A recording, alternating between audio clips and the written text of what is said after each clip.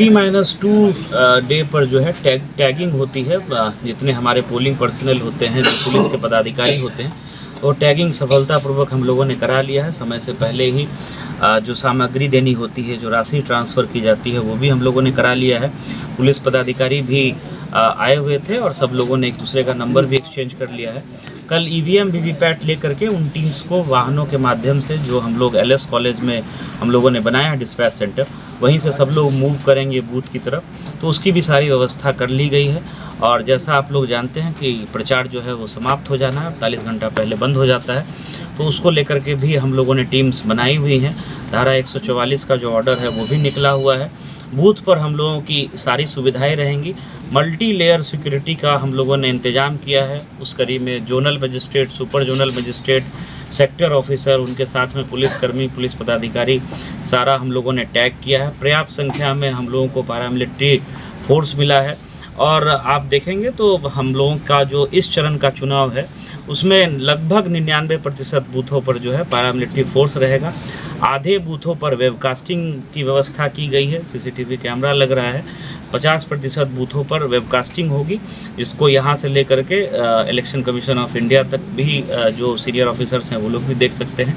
तो full proof हम लोगों की व्यवस्था है और अच्छी तैयारी है। हम लोग ये उम्मीद कर रहे हैं कि बहुत अच्छे वातावरण में और शांतिपूर्ण तरीके से चुनाव संपन्न होगा। हम लोगों ने अभियान भी चलाया है कि मतदान प्रतिशत बढ़े, उसको लेकर कई कार्यक्रम भी हुए हैं।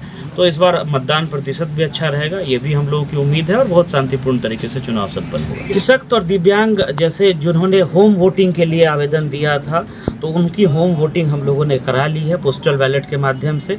अभी अगर वो आना चाह रहे हैं बूथ पर, वोट करना चाह रहे हैं, तो जो सक्षम ऐप है या 1950 है, हम लोग का कंट्रोल रूम का नंबर है, उस पर अगर आप कॉल करते हैं और आपको जो है सुविधा चाहिए, असिस्टेंस चाहिए, तो हमारे जो सेक्टर ऑफिसर्स हैं वो मूव करेंगे और वहाँ से घर से उनको ला करके वोटिंग करा करके फिर घर पे उनको अपनी गाड़ी से छोड़ देंगे। ये व्यवस्था जो है 85 साल से ज़्यादा उम्र के जो बुज़ुर्ग हैं और जो हमारे दिव्यांग भाई बहन मतदाता हैं, ये उनके लिए है कि ये व्यवस्था वो अवेल कर सकते हैं। इसके अतिरिक्त बूथों पर व्हील चेयर रहेगा, हर एक लोकेशन पर रैंप की व्यवस्था है। तो दिव्यांग जो हमारे मतदाता हैं उनको किसी तरह की असुविधा नहीं होगी। इसको लेकर के हम लोगों ने व्यापक तैयारी की। 20 मई को मुजफ्फरपुर लोकसभा का जो चुनाव आयोजित होने वाला है, उसको लेकर हम लोगों की तैयारी पूरी हो चुकी है।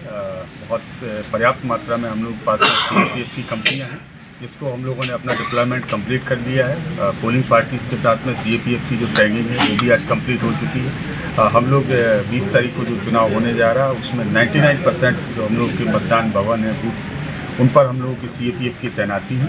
इसके अतिरिक्त जहाँ एडिशनल बूथ हैं वहाँ पर एडिशनल फोर्स भी बिहार पुलिस की तरफ से दी गई है। इसके अतिरिक्त पिछले 3-4 दिनों से बहुत तेज़ी से एरिया डोमिनेशन और फ्लैग मार्च के भी अभियान चलाए जा रहे हैं, ताकि लोगों में एक विश्वास का माहौल पैदा हो सके।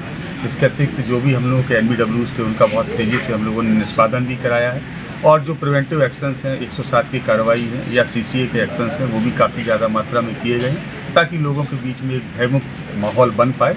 और आप लोगों के माध्यम से मैं अपील भी करता हूँ जिले वासियों से कि 20 तारीख को जो मतदाता हैं वो बूथ पर आएँ, बिल्कुल भयमुक्त तरीके से आएँ और अपने मत का प्रयोग करें।